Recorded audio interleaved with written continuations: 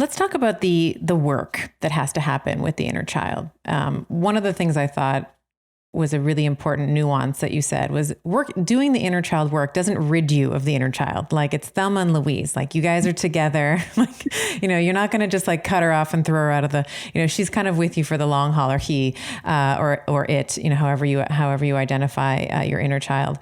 You said that, through the book, it's this awareness and this consciousness of the inner child that matters. Like when she's driving the bus, right? Like when she's taken, and I say she, because that's my inner child is a she. So whatever pronoun you'd like to use there. But, when she's the one that's making the decisions. And that's why I love that you started in the book with the conscious awareness. Like what is happening for you? What part of your brain are you thinking from right now? The most often time we meet our inner child is when we're in an emotional part of our brain, when we're in a state of reactivity of whatever sort.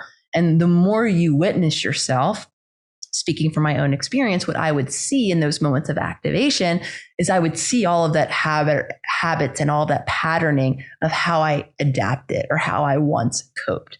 I would see evidence of doing one of two things, dissociating and acting like didn't really bother me until I got to the place where perhaps I dissociated and I accumulated so much bother that my inner child every now and again would explode. I wouldn't dissociate at all. I wouldn't just walk away or detach from the person. I actually would erupt, kicking and screaming and yelling.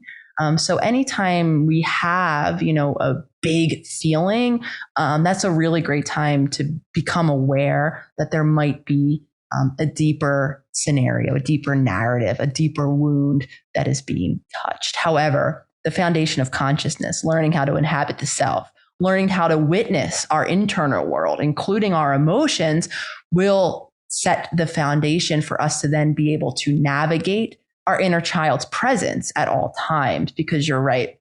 A lot of us think that, I know it's there. I know what hurt me when I was a child. So done here. However, like I said, our inner child lives in the neural networks in our brain that are firing outside of our awareness, always looking for threat, usually causing that point of that reactivity that a lot of us carry shame around. I can tell you, speak from my lived experience, it doesn't feel good when I've yelled and screamed something I don't mean because I've erupted from that very wounded place.